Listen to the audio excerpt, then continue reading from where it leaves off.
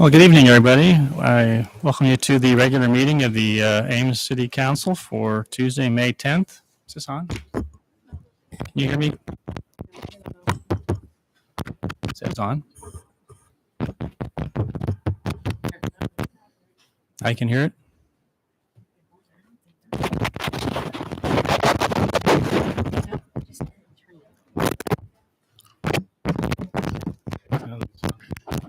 We have to go home.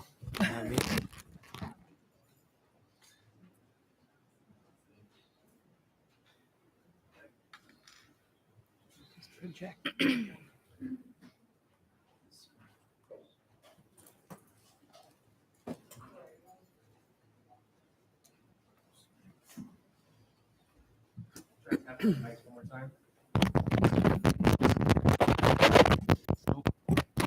don't think so.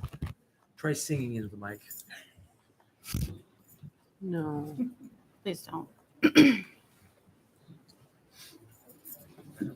Nice try. Technical difficult. No. Here now. Testing. Not very loud. Yeah. Testing. I'm fear if I'm going to say something, I'll just blast everybody.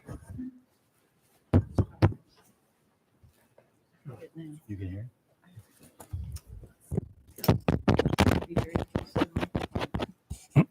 Swallow it. Mm-hmm, pretty much.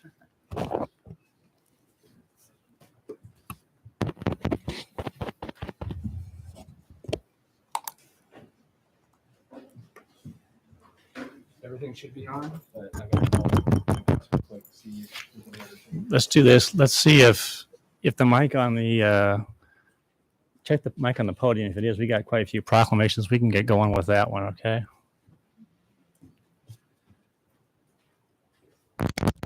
Okay, that works. All right. I'll let you get back in. You can call, and then we'll start with proclamations. So, sorry about that. All right, we're going to start with a number of proclamations this evening, and then move into an exciting presentation. So we'll start with the first one, Ames on the Economic Development Week. Dylan?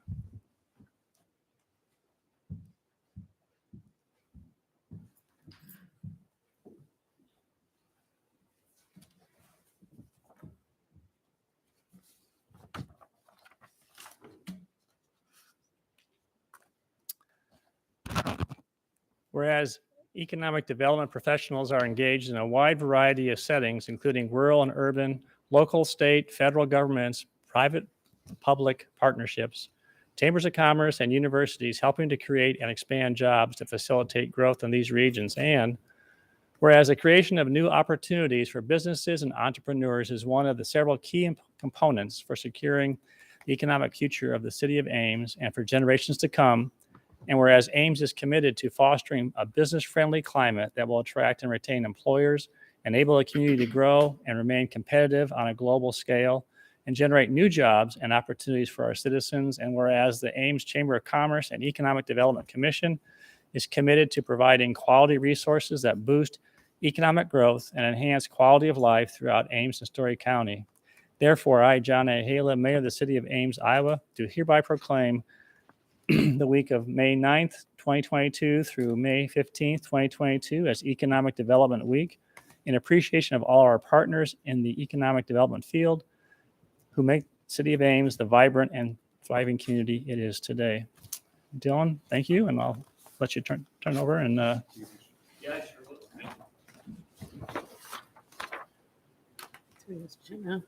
Yeah, it's fun.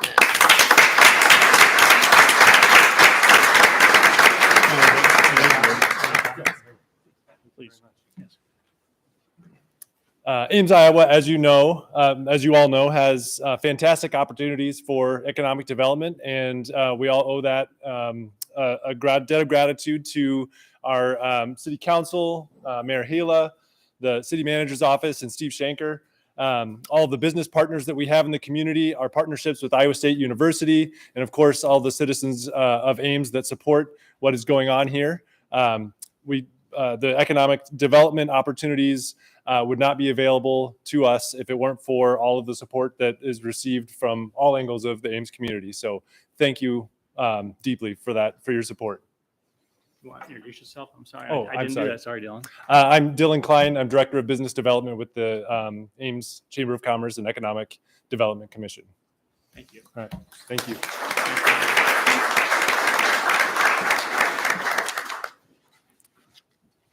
All right. Next, we have National Public Works Week.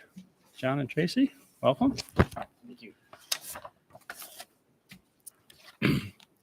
Whereas public works professionals focus on infrastructure, facilities, and services that are of vital importance to sustainable and resilient communities, supporting public health, high quality of life, and well-being of the people of Ames. And whereas these infrastructure, facilities, and services could not be provided without dedicated efforts of public works professionals who are engineers, managers, employees at all levels of government and the private sector, who are responsible for rebuilding and disaster response, improving and protecting our nation's transportation, water supply, water treatment, stormwater, and solid waste systems, public buildings, and other structures and facilities essential for our citizens. And whereas it is in the public's interest for the citizens, civic leaders, and children in the United States of America to gain knowledge of and to maintain an ongoing interest in the understanding of the importance of public works and public works programs in their respective communities. And whereas the year 2022 marks the 62nd annual National Public Works Week,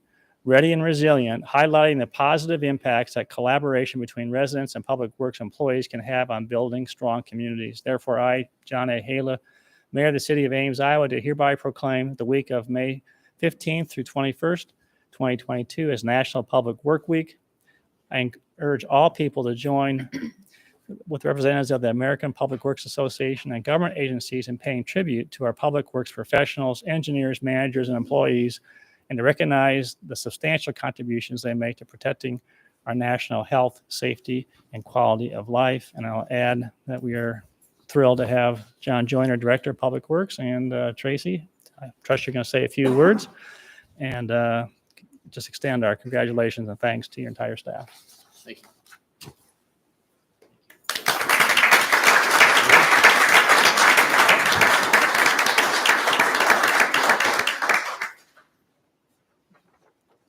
As always, thank you to Mayor and Council for your direction and support throughout the year. And also many thanks to our team members in the Public Works Department that put in the dedication and the long hours, many of those in conditions that none of us want to be out in. So thank you very much.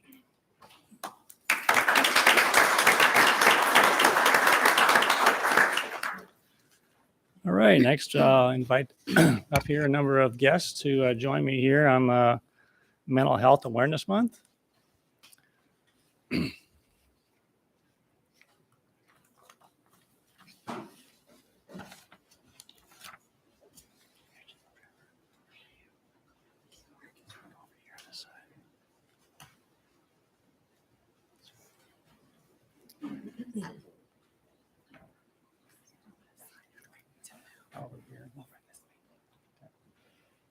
I'll feel lopsided if we're not equal.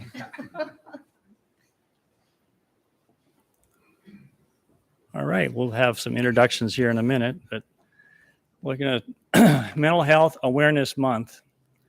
Whereas mental health is essential to everyone's overall health and well-being, and whereas because of the COVID-19 pandemic, 1 in 3 adults now report symptoms of anxiety or depressive disorder, and whereas many Americans are experiencing mental health challenges that they have never experienced before and are not equipped with knowledge of how to navigate the complex mental health systems. And whereas there's a significant ripple effect on families and friends as the impact of mental illness reaches neighborhoods, schools, and the workplace. And despite our understanding of mental health and the improvements that have been achieved in the dialogue surrounding them, too many people still suffer in silence. And whereas our community has personally experienced the loss of adults and youth to suicide, which is the 10th leading cause of death overall in the United States, the 4th leading cause for those aged 35 to 54, and the 2nd leading cause for individuals aged 10 to 24. And whereas we reaffirm our commitment to building our understanding of mental illness, increasing access to treatment, and replacing stigma with hope for treatment and recovery. And whereas the focus of Mental Health Awareness Month this May is to spread the message that good mental health is essential to good overall health for each of us, that prevention works and treatment is effective, and we need to remove the stigma. Therefore, I, John A. Hala, Mayor of the City of Ames, Iowa, do hereby proclaim May 2022 as Mental Health Awareness Month. And I call upon the citizens of our community to help raise awareness of the importance of good mental health to the overall health of our community.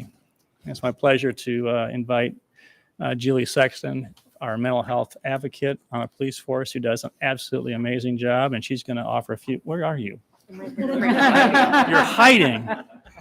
Offer a few comments and if you would share who our guests are and the reason why we invited a nice broad cross-section of individuals. So thank you, Julie. Thank you so much. My sincere gratitude to the mayor and to the council for recognizing May as Mental Health Awareness Month. We know that 1 in 4 people will be diagnosed with a mental illness sometime in their lifetime. We also know that mental illness does not discriminate. It doesn't matter if you're educated, if you're not educated. It doesn't matter the color of your skin. We are all affected some way, shape, or form by mental illness. And so the folks that we have up here tonight are from various organizations, advocates, parents. We have community members here that are in various stages of their recovery. So I'm pleased to have here tonight YSS. We have Susan Moore, social worker on behavioral health floor at Mary Greeley Medical Center. Cassie Cheney, regional director at Optime Life Services. We have YSS with us here tonight. And some, I'm sorry, casework, yes, with Optime. And with NAMI, I'm so sorry. So again, thank you all for recognizing May as Mental Health Awareness Month.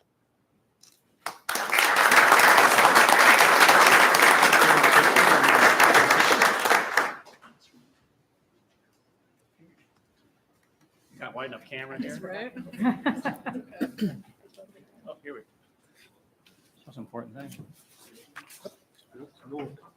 Hunker in because we're going to try to get all in one picture.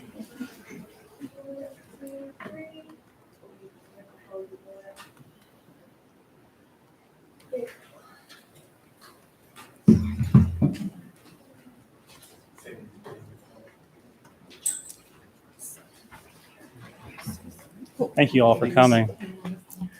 The other reason we had this broad cross-section of individuals come is that I think people realize,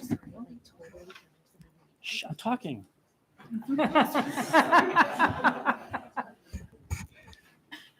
We wanted to bring a broad cross-section of individuals to illustrate the fact that mental health issues affect everybody. And I'm sure all of us know at least one person, if not more people, either in our family, friends, neighborhood, that suffer from it. And I just thank Julie, Chief Huff, Deb Sheldroth, who's on Assistant City Manager. We are working on some plans and strategies and a partnership also with Iowa State to really be working on and trying to get the stigma removed, but also looking for resources to really help deal with this issue in our community. Last but not least, Commander Tuttle and other officers want to come up here. We'll have a Peace Officers Memorial Day.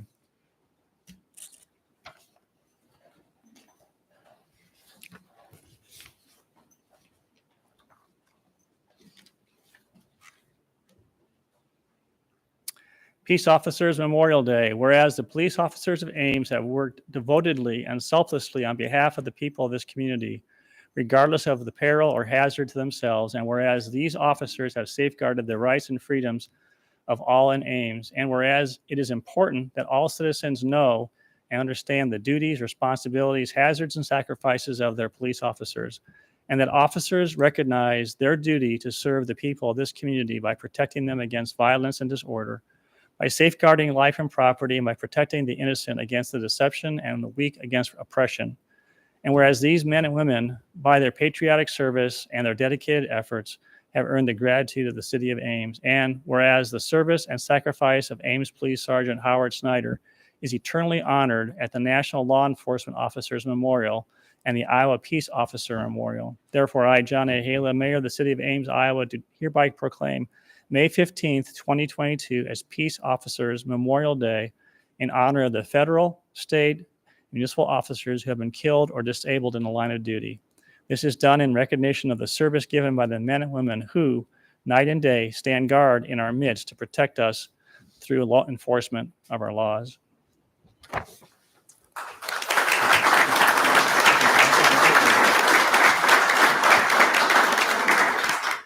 Thank you, Mayor. Thank you, Council and City Manager for your support and what you do for us to support our staff and our department. I also want to thank our staff that's here tonight. We have various ranks and officers. In the back are our detectives who have been working a lot over the last couple of days due to a difficult investigation. And so I think I'm biased, but I think we have some of the most dedicated professional police officers in the state. And we're very thankful for the sacrifice that they make for our department and for our community. So thank you all for what you do, and thank you for your support.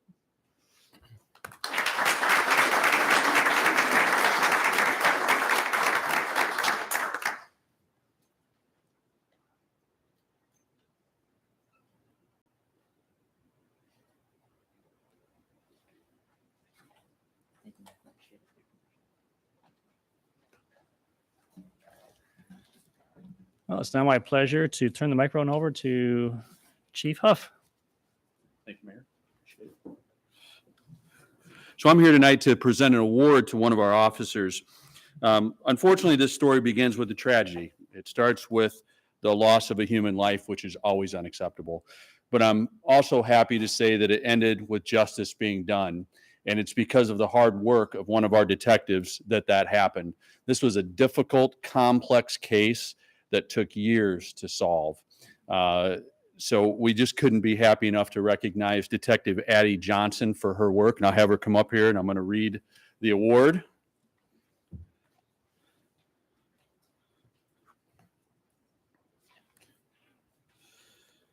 So what we have is the Terry Byrd Outstanding Investigation Award. For those of you that don't know, Terry Byrd was a longtime employee of the police department who was in charge of the investigations division for a very long time. And so this award is in honor of his service to the citizens of Ames for a very long time. So in recognition of this investigation into a homicide, this was a multi-year complex investigation involving meticulous examination of both physical and digital evidence.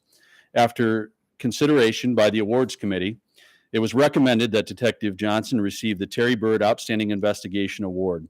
This award is presented to a member of the department involved in a high-profile criminal investigation or series of crimes in which performance was well above and beyond a normal investigation. The crimes must have been cleared as a result of the outstanding investigative work. Detective Johnson worked above and beyond on this criminal investigation, providing justice for the victim and family with a conviction of murder in the first degree. I want to acknowledge your outstanding actions and join the awards committee in their support of the Terry Byrd Outstanding Investigation Award. And I also want to thank the members of her family that are here tonight because they didn't see much of her during this whole investigation. So thank you for letting us have her for that time. So let me present this plaque.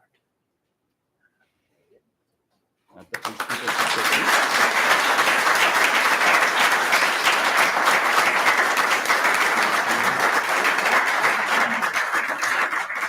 She's going to be shy. Thank you very much.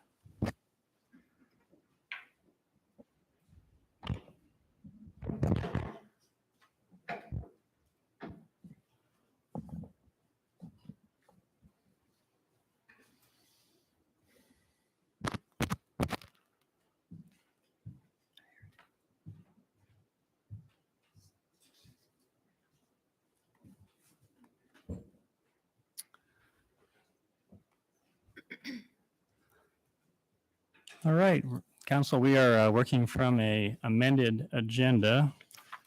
And one item has been added to the agenda under consent. Resolution awarding contract for cemetery mowing and trimming to Pitts Lawn and Tree Service of Huxley, Iowa, in the amount to not exceed $51,750. And also, if anyone in the audience is interested in item number 33, which is a preliminary plat for 5571 Hyde Avenue. The developer has asked that that be pulled and deferred to May 24th. So it'll be taken up in 2 weeks. So with that, does council wish to pull any item from consent tonight? Mayor, I'd like to pull item 20. Okay. Anything else? I have a conflict on number 11. And number 11? I'd like to pull number 17. All right. Entertain a motion approving consent less item number 11, 17, and 20. So moved. Second. Roll call. Aye. Aye. Aye. Aye. Aye. Aye. Thank you. I would entertain a motion approving item number 11. Move approval. Second. All right. Roll call, please. Abstain, conflict. Aye. Aye. Aye. Aye. Aye. Okay, Anita, item number 17, you had to ask to be pulled. Yes, just wanted to have some comment about this new opportunity through the Mid-Iowa Planning Alliance. Thought that Mr. Shanker might be able to give us a little information. Sure. This letter was referred to me, was request to join this new nonprofit entity. What's happening throughout the United States is the U.S. Department of Economic Development Administration is establishing what are known as economic development districts. In the state of Iowa, I think they've developed and created these nonprofits in every area except for Mid-Iowa. The Mid-Iowa area will include Boone, Dallas, Jasper, Marion, Polk, Story, and Warren counties. Now, they've asked us to participate in this new entity. And it's actually interesting because the Des Moines Area Planning Organization is going to be the administrator of this program. They're going to contract with this new alliance to provide the staff support for them. I've outlined in the report some of the benefits they hope to offer members of the organization. It varies from knowledge about potential grant opportunities for cities. More importantly, they'll offer grant writing and grant administrative services. But for smaller communities, they'll actually help you write comprehensive plans. Remember that? And maybe zoning ordinance updates. Some of the smaller cities can't afford maybe, more significant consulting services. And also there's some word that some of the federal government grants will have to be funneled through these new economic development districts, at least come through them before it's submitted to the federal government. Now, in the past, I've been leery about recommending we join some of these metropolitan planning organizations. We belonged one many years ago, and we were in a big pool of cities all the way that stretched all the way to Newton, Iowa. And the MPO had to actually prioritize and make recommendations in all the grant applications. And many times when we were put up against some larger cities, some of the grants we went after, let's say for traffic grants, we didn't have the numbers in terms of traffic accidents, traffic, demand, and we lost out on some grants. They assured me that this is not what this organization is going to be like. They're going to provide consulting services, and they will submit all the grants without any opportunity or need to prioritize any of the requests. So they've offered this service to us starting in April through June 30th of 23. And the pricing mechanism now is 15 cents per capita based on the census. So that's a cost of about $12,455. I believe it'd be good to take as a test case, at least let's join for this year in 3 months. As you know, many of our projects are coming in over budget, and I think there's going to be more pressure on staff to look at outside resources to fund the project, especially grant opportunities. So we're going to turn immediately to them, and we've got a lot of projects out there that are coming in over. We'll see if they could come through for us, identify potential grant opportunities, write the grants for us, which will take pressure off of the staff. Tracy spends a lot of time. She was able to garner millions of dollars worth of money for us, but it takes a lot of time to write those grants and administer it. So if I could provide some assistance to staff on this, that'd be greatly appreciated. So I'm recommending we try it for a test period. The funds obviously weren't budgeted. We can, I would suggest it comes out of part of your motion if you want us to join would be to take these funds out of the council contingency account, and then we'll notify them of your desire to join this organization, if you agree. I move approval. Second. Okay, roll call. Aye. Aye. Aye. Aye. Aye. Aye. Thank you. Gloria? I am interested in whether we are doing outreach regarding the demolition of the water plant. I know that there are a lot of folks in my ward who live very close to that, and Yeah, Johnson here, So- but I talked to him about it today. He assured me when we began the project, we had a lot of outreach just to warn the surrounding residents that this was going to happen. Now that we're approaching approving the actual demolition project itself, we intend to go door to door with flyers with information updates on the project. Just so you know, because I asked about the timing of this, I think the contract work will be from approximately 7 a.m. to 7 p.m. on weekdays. No work on Sunday will be allowed, and with special approval from the city, they'll be able to do Saturday work. So think about the weekdays from about 7 to 7 p.m. And again, we will go door to door with flyers or letters to inform the adjacent residents of the project itself. thank you. I would move approval. Second. Thank you. Roll call. Aye. Aye. Aye. Aye. Aye. Aye. Thank you. Moving on to public forum. It's time we set aside for comments from the public on topics of city business other than those listed on the agenda. And I ask that people addressing council limit their comments to 3 minutes or less. I have 2 cards. Richard, you're welcome to start us off tonight. At the last city council meeting, one of the guys was talking about home and family. Richard, you I come to tried the. talk about home and family too. It's like, I want to make my comments during council comments and instead of public forum, if I could, at the end of the meeting. I've done that a number of times. I kind of feel it's sort of important tonight because I have a lot of things I want to say. And it's like, you have more important things to do than to listen to me. Well, Richard, as you're aware, council comments are reserved for people who are elected to city council, so it will remain that way. All right, moving on, Anthony Brock.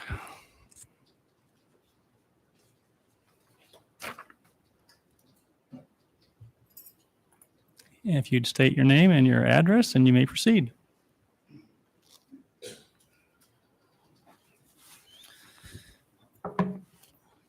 Well, good afternoon, attendees and distinguished members of the city council. It's a pleasure to come here and see you for the Excuse me, first time. would you introduce yourself and your address, please, and then you can start. My name is Anthony Brock. Your microphones don't seem to be I know, they're quite not doing working very well very tonight. well Sorry. today. But myself and my wife are coming to this area out at 2359 210th Street. We've lived in Rochester, Minnesota for the last 40 years, where my wife has recently retired from the Mayo Clinic. I retired from IBM a few years ago, and we decided to go south for the warmer weather. So, we're in the process of getting a bridge road built over Onion Creek so we can access some farmland down there. My great-grandfather owned a farm. That farm down there, my dad farmed it as well as my grandfather, and we thought we would return to the area. I remember my dad taking me to the basketball games when I was really young, and then later I got on the golf team and we came down to play Beekner. I don't know how many of you guys play golf, but it beat me up pretty bad for a number of years. It's a tough course, but anyway, we enjoyed it. So we're coming back, and we hope to keep our land agricultural. And I have a letter here from a Mr. Dennis Lynch. If I could take a moment to read a short letter from him. Mr. Lynch and myself have discussed the following. Since we are in the fringe area, this area would concern the Ames City Council here. If I could just interrupt just for a second, Council, just for point of reference, this isn't matters under disposition and communications to council this evening, and so this is the person who is being represented. Mr. Brock is. That's correct? Yeah. Is it okay if I continue with Yeah. this? No, I Okay. just want council to understand. You didn't explain that there's something that's coming before council. I just want to make sure that they understand what the reason is for your coming here. Oh, okay. Okay. Well, I wanted to meet everybody and see how your operations go down here at the city council, familiarize myself. So Mr. Lynch and his deceased father have been farming on a cash rent basis for over 60 years. The land is parceled up and we need some reparceling done to be able to keep farming that due to a landlocked situation of parceling to the north of our farm. So we're currently in the process of doing that. We hope to be on the agenda as soon as we have a meeting that will accommodate us. It's on 210th Street.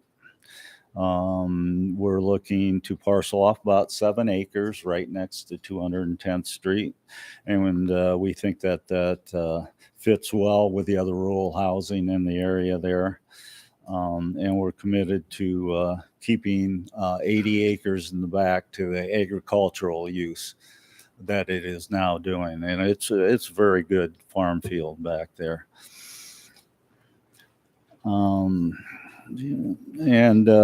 we got, we went through the DNR and the Corps of Engineers to get our crossing approved there. So it is approved now. It's going to be quite costly for us, but we felt it was worth the investment to do that at this time. So, and me and my wife are looking for opportunities, maybe to start a second business or volunteer positions.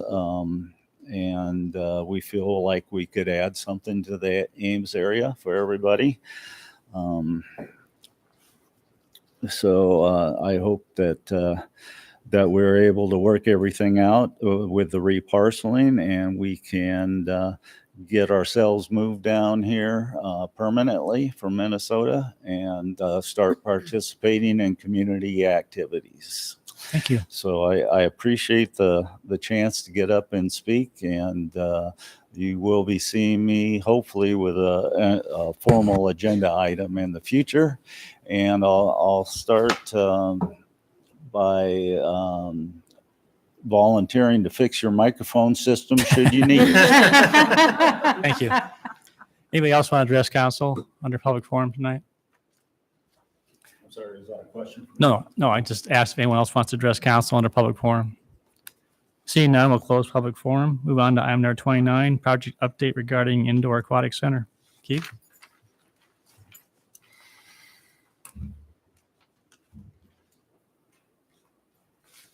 Good evening, Mayor and City Council members. So a lot of information in the staff report. I'm just going to kind of give a brief overview of some of the items. The first item that was addressed in the report was the project cost estimate. And with that, in August 2021, we had Stecker Harmson gave us an estimate of building the aquatic center. Total project cost was just under $30.2 million. We had them redo or revise or update in April of 22, and they came out to $32.6 million.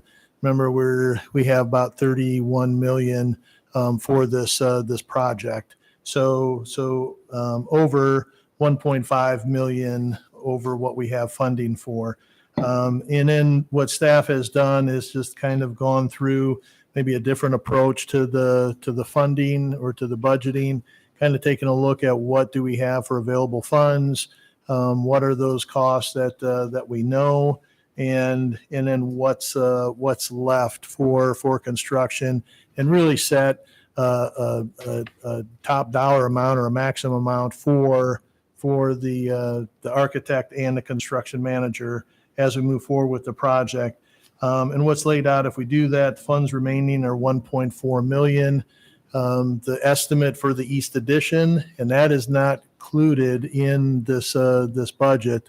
The cost estimate for the East Addition was about just under $3 million. So you can see we're, $1.5, $1.6 million short with funding, and that's going off of a $31 million budget. So really the bottom line with the budget, two approaches. One could go forward with ensuring that we get a quality aquatic center built and do the East Addition as an ad alternate. Or the second one is to bid it as a complete project and potentially wind up not having enough money, or to make sure that we get to that point that we have enough funding, may wind up having to reduce the quality or the sizes, or both of the facility.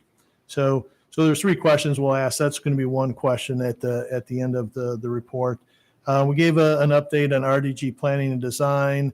At a prior meeting, City Council did approve waiving the purchasing policies and going with RDG, since they've been with us with the Healthy Life Center, doing conceptual design for the reinvestment district application for the indoor aquatic center. We've been working on the scope of services and a contract, and we'll hope to bring that at a future time. Construction manager contract update. There's a lot of information there. We did have 4 firms that did submit proposals for that: Story Construction, Henkel Construction, ICS Consulting, and then the Samuels Group. Through an evaluation that was done by staff, we did select Story Construction and Henkel Construction in for an on-site interview. After the on-site interview, the scores are all listed there. Story Construction did come out as the top scored firm, and we did do some pros and cons and everything between the two firms, and which is some of that information is listed in the staff report. And we did decide to move forward with Story Construction, or at least at this point, we're having further conversation with Story Construction in regards to the contract. And what we're looking for you here is, if you agree with our assessment that Story is the best firm, we want you to give us that direction at the end of this item. And then Why don't you explain the cost difference? One is experience and what we're recommending versus cost. Yeah. So there were a number of items with it. So Story Construction, they did come in at a higher cost than Henkel, almost $300,000. There were some items we felt that, through the way they broke it out, pre-construction services, a fee, and then construction services. Story Construction charges, or their fee included about $100,000 more for pre-construction services, $100,000 more for staffing during construction, and then their fee was higher as well. But what we looked at is with Story Construction and Henkel Construction, we looked at the number of projects that they have done in the last 5 years as a CM. Story Construction has done more projects as a CM than Henkel Construction. We also looked at from a construction amount standpoint, what was the number, or the number of projects that they've done. Henkel Construction, their largest CM project was construction cost was $12 million. On the flip side, Story Construction has had 5 projects that they've done over $20 million. So we looked at that. We also looked at, the amount of aquatic experience and projects that they had. Henkel Construction has been a GC, general contractor, on some pool projects, whereas Story Construction has been the CM on pool projects. So with all of that information, that's really why we've been going down the path of having more conversation with Story Construction. Then the last one is the DOT land acquisition. We've been continuing to work with the Iowa Department of Transportation on the property at 122 North Oak. Their appraisal came in the fall at 2.9 million. We had shared that information with council in November. City manager and I have had conversation with representatives there, talking about just the cost. They do have a process, and they cannot accept anything less than 2.9 million, which is the appraisal cost. So that's where we're at there. We're still working through when we can get possession of the property. The city or DOT has agreed to vacate the premises no later than September 30th, which we could wind up having the property at as of October 1st. There is once we pay the fee, if we go that route, we give them the 2.9 million. Then they will start the process to get a land patent delivered to us, which takes roughly 45 days. And then one of the things also, in case we wanted to start doing things with the buildings, we're working through a mutually beneficial lease, which gives us an opportunity to go in and start doing things in the buildings as it were our own, even before we get that land patent. So Vicky Fielmeyer and Mark Lambert has sat in on some of those meetings with the DOT, and they've been very helpful working through that process. So that's where we're at right now with that offer to buy. Once they give us an offer to buy, we have 30 days to respond, to that. So we'll be bringing that maybe at some time in the future. Now, tied with that, one of the things before we say to council or recommend to council that we want to purchase the property is we have done a number of environmental studies, and those are all listed. There's 7 of them that are spelled out in the staff report, anywhere from asbestos containing materials, hazard materials, to a phase 1 environmental study, which recommended we do a phase 2 environmental study. We've done soil borings. We've done limited subsurface investigation, which looks for contaminants. That report itself was almost 700 pages. So there's a lot of information that we're going through at this time, and that's why we aren't bringing all this stuff to you tonight. Is we just staff needs more time to go through all of that and make sure that a final recommendation regarding the environmental aspect of the property, that we can come to you with some confidence and say, is there a risk or isn't there a risk? So with that one, we just want to, have council, if you do agree with staff, that we continue to try to sort through all that information, check with experts as needed. We would just ask that you let us know that as well. So at the end of the report, there were 3 questions. One is with the project budget. Do you agree with council, or does council agree with staff that we should bid the East Addition as an alternate rather than bidding it all together?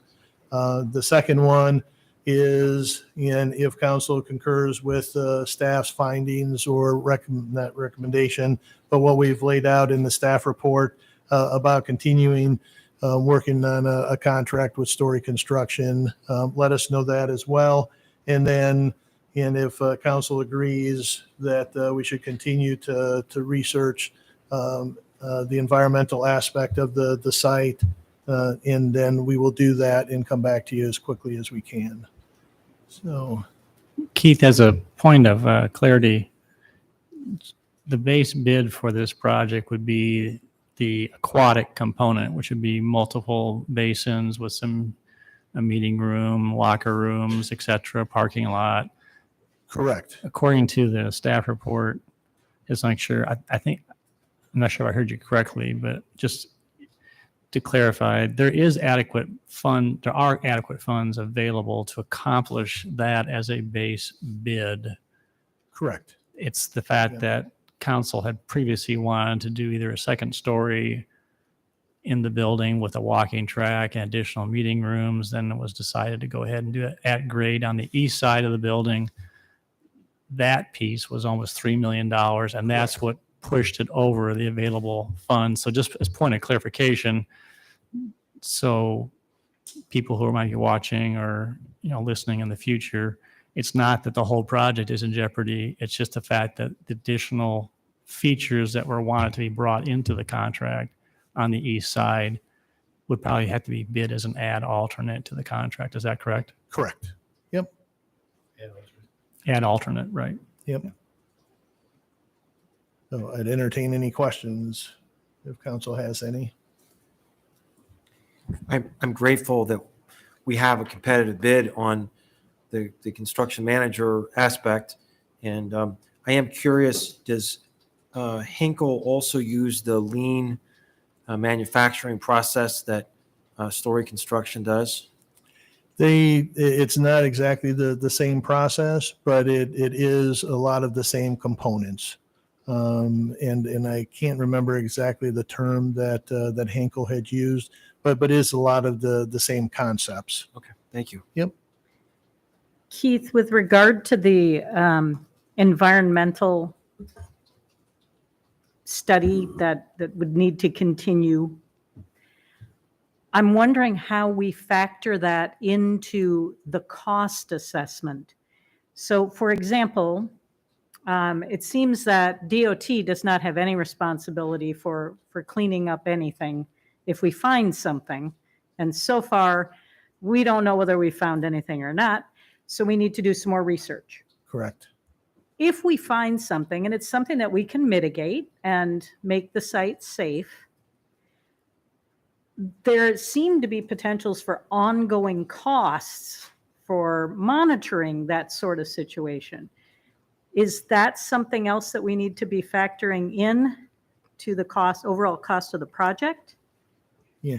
So there is one thing that we did include in the building construction of that of the cost estimate that we were proposing, and that is because of the water table, the soil borings. They showed that the water table is maybe 7 to 10 feet below the surface in various areas, which will most likely have us wind up doing something different with the foundation, with the footings and so on. So we have included money, and I've had conversation with Stecker Harmson to say, hey, if we add another $125,000 to cover additional expense because of the footings, would that be good? And Stecker Harmson did respond that they felt that was a good number. Now, the unknown would be if there's contaminants, and we have to transport contaminated soil, off the site. Those are questions that we're trying to get answers for. And in this budget, again, it's at this point in time is the best guess that we have. But if we have to transport soils off, bring in additional fill, do other things that we haven't already determined, to the project, that would change some of the costs associated with this. That's what we're trying to figure out as quickly as we can and bring back to council at a future meeting. But if I've read the appraisal correctly, I think it's based on no environmental issues. So a totally clean site. And Keith and I mentioned this from the very beginning of our discussions. We were going to do environmental study, and if we found there was some cost to us, that we would come back to them and say, at the very least, they need to do a new appraisal or somehow credit us back for that. So They didn't say yes or no. They just said, we'll wait and see if that happens. And maybe I think we should push it farther because in all fairness to us, if it turns out to be not a totally clean site, we shouldn't pay the price as it is. But that'll be part of negotiation in the future. And if you talk about ongoing costs, those are going to be the hardest things because you're going to have to just estimate those, right? If we have to move a ton of dirt off there, we can get a cost to that. But if it's some unknown that may happen in the future, we're not sure, or monitoring that could go on for 2 years or 5 years, we're going to have to quantify that and then see if they're willing to deduct that, or that affects the appraisal. So we need to get that done. But I think in all fairness, that amount should be adjusted for us if there's going to be any costs. And we're not sure there is yet. I don't want anybody to panic just yet. We have to get some information on this, but it's not out of the realm of possibility that we have to do something in that kind of area. So we see that's why we need some more time to figure this out. And we're going to be talking to our own consultant, DNR, DOT. We're going to be, we've got a lot of work to do. Keith is working very hard on 2 projects right now. Other questions? All right, so staff is looking for some direction from council on 3 different items. It's on page 10 of the council action form. Project budget is council in agreement with the approach that's outlined as, I think you said alternate number 1 or approach 1, I think it is, and that is focusing on quality and the base bid, and then having an alternate for the East Edition. Is that correct? Correct. I would move that we pursue approach number 1. Okay, is there a second? Second. Any discussion? Those in favor of the motion say aye. Aye. Any opposed? Carried. All right. Any public input on this? Construction manager. This is pursuing after after staff went through and looked at the different parameters and interviewed people. Does council concur with still continue to work with Story Construction and construction manager? I have one more quick question. Sure. On this. So obviously the Hinkle bid is lower than Story's, and I'm just wondering, given some of the other issues that we're running into with costs, and we'll talk about that more with the plaza as well. Did we go back to Hinkle at all to talk, I guess, a little bit about the differences in the Pre-construction. the pre-construction assistance and that type of thing, just to, I guess, make sure that we've done due diligence on all those pieces? Yeah, what we had done after the interview, the staff that was involved, we did come up with another series of questions in regards to costs, different approaches, and so on. I don't remember if we had a specific question related to pre-construction services, but what we did do is we did send those out. And then there was a follow-up information that we wanted. So I think we asked for follow-up information or questions to be answered 2 or 3 times based on some of our conversation. We did that, it was mainly through email. There may have been Karen Server from purchasing might have had a conversation with both of them, Henkel and Story, as we were getting this information. But we did not directly have the conversation about pre-construction services.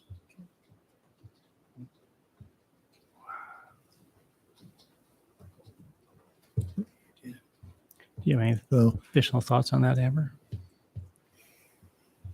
I thought you inquired about the cost differential there. With the cost of pre-construction. Yeah. Well, that was part of the bid, and with it. So I guess one of the things that I will say as we were going through this information. So Henkel, I believe, was $39,000 for pre-construction services, right. and Story was at 131,000.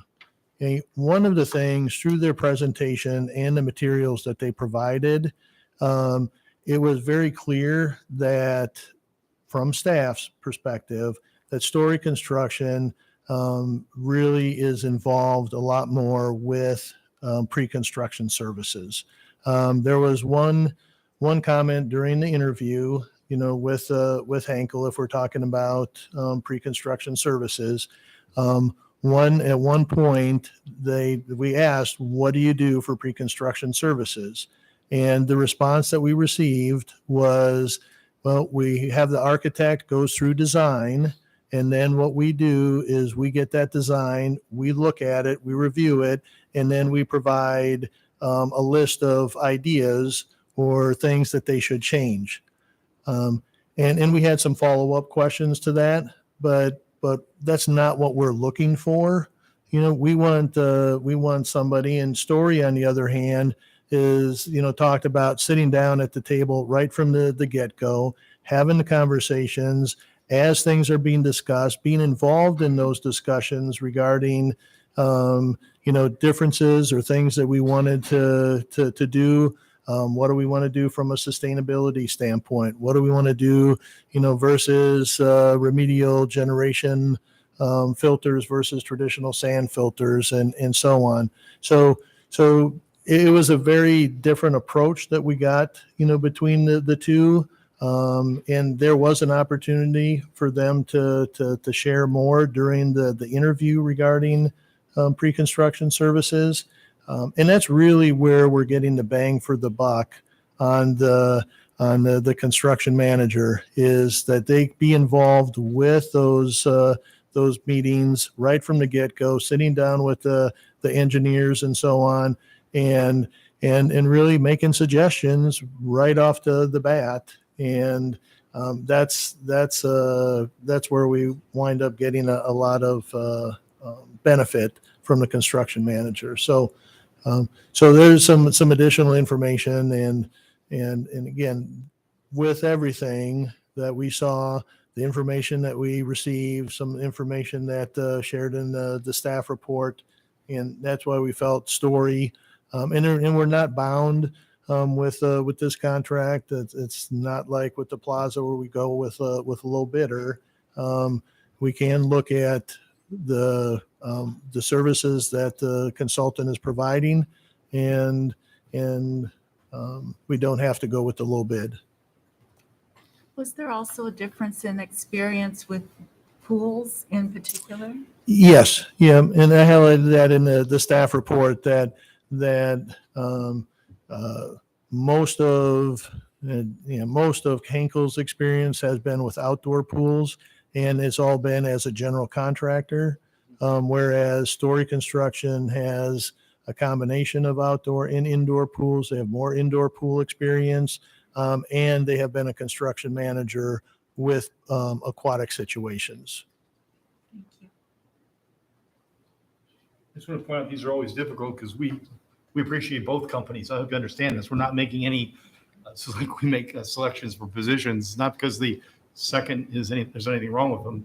We found things that were more in keeping with our philosophy, and we're impressed by it. But as you can see, we're recommending Hinkle for the next project, a very substantial project, and one that's very meaningful for you. So I don't want you to, it's difficult for us to pick between two good companies. We think we have a basis for it.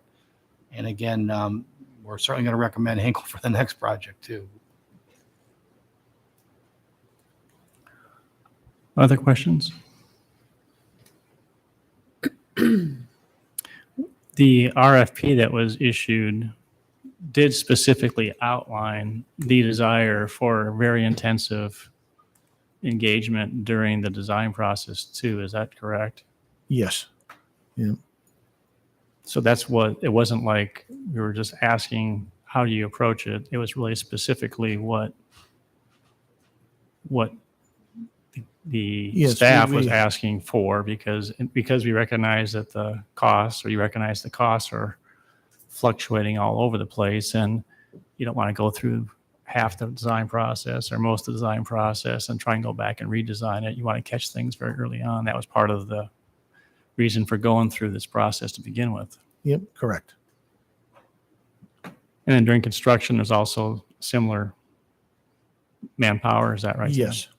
Yep.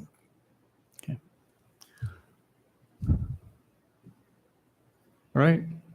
Staff's looking for direction. Should they continue on with working on the contract with Story? Should they take a different approach? But they're asking for your direction tonight. I move we continue on with Story. Is there a second? Second. Any further discussion? Those in favor say aye. Aye. Any opposed or abstaining? Okay. And then the third item is offer to buy and environmental concerns. Is it council supportive of continuing to work on evaluating this piece of property and then coming back with more information as it is discovered? I would move that we direct staff to wait to submit an offer to buy until environmental experts can be consulted. Second. All right. They will report back to the council. Yeah. All right. Those in favor of the motion say aye. Aye. Any opposed? Motion carried. I didn't see anything on staff report regarding the architect contract. You're just continuing to work with RDG. Is that correct? There's no direction that you need from council tonight on that? Correct. Council gave staff direction at a prior meeting. Yep. Yep. All right. All right. Moving on to item number 30, downtown plaza plan specifications. Yeah. So as Steve alluded to, we are recommending to award a contract to, we're not doing it tonight, but Henkel Construction on this. So again, there's a lot of information in the council action forum. Just a few things wanted to point out in the with this project. Just for the base bid, the engineer's estimate was just over 3.6 million, and the project bid for the base bid came in at 4.6 million. So just almost $1 million over than what we had funding. And this was reported, at the April 26th meeting as well. So the total project cost now with the base bid included comes out to $5,514,000. So we have funding for the project at $4,555,000. So that leaves a funding shortfall of $959,000, and that's what we shared with you at the April 26th meeting. So staff did look at some project modifications, and Corey has been having a number of conversations with Henkel Construction regarding some value engineering, and Henkel in turn has been having conversations with their subcontractors. So in the council action form, there was a list of three things. One was changes to construction contract that staff recommends. Then there was a list of potential changes to non-construction contract like FF&E, the Art Commission, and so on, that staff recommends. And then there was also a list that staff does not recommend. So with this, if you just look at the staff recommended changes, I'm not going to go through all of them. If there are specific questions, council can ask.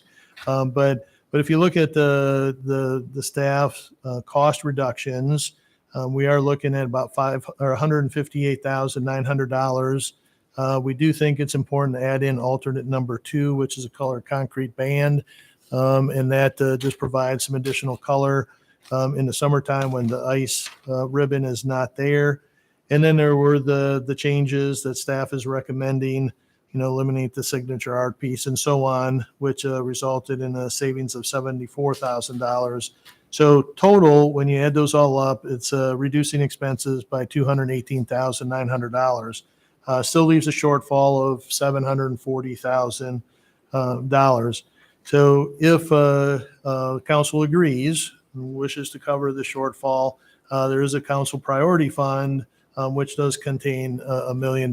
So if you do direct staff to go that route, again, $740,000 it leaves, over $250,000 in there for other projects. So with this, what we're looking to do tonight, we're not awarding the contract. We will hopefully give us direction, and we will bring back a contract at the May 24th meeting. And at that time, what we will do is we will actually award the contract for the full amount, $4,619,000. And then what we will do is ask council to approve a change order based on the direction that you give us tonight. If you agree with the staff recommendations, we'll bring a change order at that May 24th meeting with those. And then we'll have more conversations with Henkel and get that all taken care of. And then at the same time, we will have then award the contract and bond, have that done at the same time. So there will be 3 items at that May 24th meeting.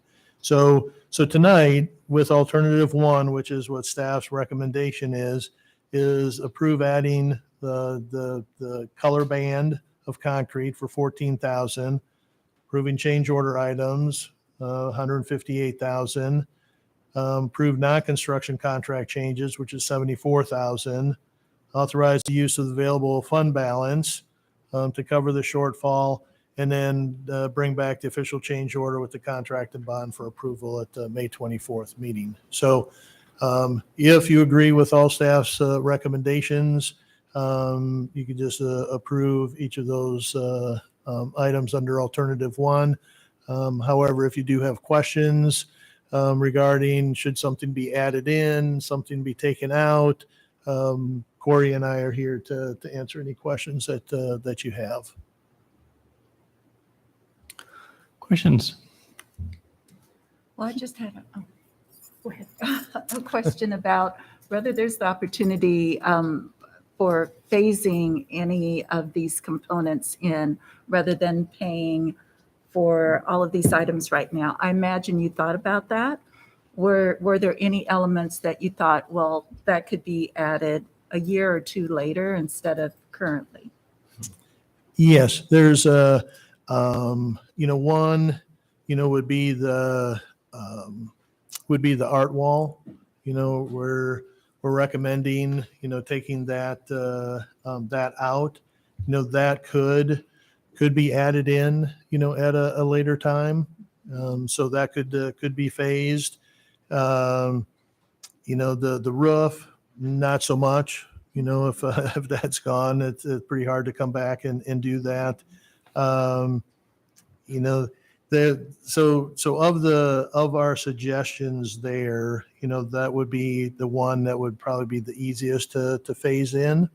If you look at, the signature art piece, obviously the space will be there. If council finds funding or has a desire to put a signature art piece in later, that could be done as well. The swinging benches, could be added in at a later time. We're not proposing to add that alternate.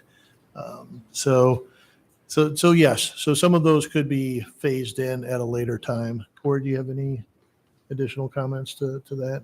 Just could you talk about 2 items that are built in and conservatively built in the budget but may change in the future? Sure. So those 2 items that we're still trying to get additional information. So Henkel has indicated to us that the precast panels have, which is what is spec'd, is tough to get right now, or are tough to get.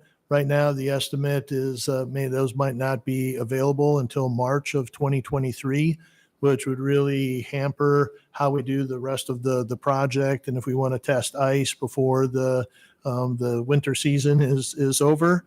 So with that one, we're looking at, cast in place, but we just don't have enough information at this time. It'll take more conversation with Henkel Construction and our consultant, Confluence and Studio Melee, in regards to this option. So if we do go that route, and there's a change order, we will bring that at a later time. The second one, converting the chiller that was spec to a self-contained chiller unit. Everything Ice, who's the sub-consultant from the ice component for Henkel Construction, they have suggested this. We have reached out to Everything Ice to have conversation and really understand what it is, because we just don't know exactly what it is that they're proposing. So once we do make contact with them and have that information, if it is something that staff recommends, we'll bring that at a later time as well in a separate change order. So I had a question, which actually is a good follow-up to the question that Anita asked. If we have these items that we have removed because we want to pursue the staff recommendation, what's the process for us keeping those alive as something that might be phased in later? Mhm. So, well, I think one of the avenues would be, during the CIP process, if council feels strongly about something once this is built, and I would say direct staff during sometime during a council meeting to look at adding these when we're developing our CIP. I think there's one avenue. I think, and Steve probably could speak to this a little bit more, if there's council contingency or some other funds available, council could always look at directing staff to use some of those funds for one of those items. So, and then what we'll do as well is we'll put it on our list of things, as we continue to develop CIPs in the future, and so on as well. But those are two things. Corey, any other options? Yeah. No, I think We could also look at the project itself. For the unlikely event we come in under budget, we could get some savings in the project itself. Maybe we'll get lucky and some of the bids will come in lower than that. So maybe there'll be funding available from contingency at the end. The contingency could grow. Yeah. Not promising that. Just something you've got to keep in mind when you prioritize a lot of things Parks and Rec is doing, whether you want to add to this particular entity or this facility or put the money someplace else. I'm sure people will bring up a lot of ideas. Yeah, there is 200,000 in contingency, or just under 200,000 in contingency that, if we don't have anything unexpected, that is an option as well. I think what you got to make sure is that we don't do anything that prevents some of these things from being put in, like make room for the art piece. I don't know about the wall itself. If there's any special preparation, or just make sure there's nothing built in that area, I guess, right? Yeah, we just have to work with them to make sure that's possible. Yeah. The art piece would be pretty simple. Yeah. Site setup. Are there any specific ones you're thinking besides the Well, art? I think that if we cut the art wall and we cut the art piece, we're cutting the art. And so that seems like an omission that is significant, given that we're trying to support the arts more in the community. And while I agree with the staff recommendation, I would hate to see us lose those as we move forward with the project, so that they remain somehow under discussion or able to be inserted if we find funding or something. Yep, we got to make sure it's accommodates it. Although even in the near future, perhaps Brian working with his art commission, there's always possibility to put some of our public art in that temporarily, not of the same size you're wanting, but we could still sprinkle that area with art until we get a bigger piece. I think that I don't know for sure, but if the art wall is a concrete wall, with a frost footing, that could become more challenging to, put in after the project is done. You're going to tear up what's just been finished, but that doesn't mean you couldn't go to a different type of support structure for the piece of art. So it might just change how you approach it. That's all. So, but I think it's a good idea, as Ryan, keep art as part of the overall concept. And I think it also acts as a visual break between the plaza and also the drive-up area Correct. adjacent to it. Is that correct? Yep. Other questions? The one question I have, Keith, is can you go through and explain a little bit just what kind of site lighting is being provided? Because one of the things that is being suggested to not be awarded would be the light columns. And I didn't know, are the light columns, I think there's 7 light columns, is that right? Yeah, I think that was the number. Are those primarily ornamental, or would that actually help provide some lighting in the understory areas under the trees when they're fully leafed out? Yeah.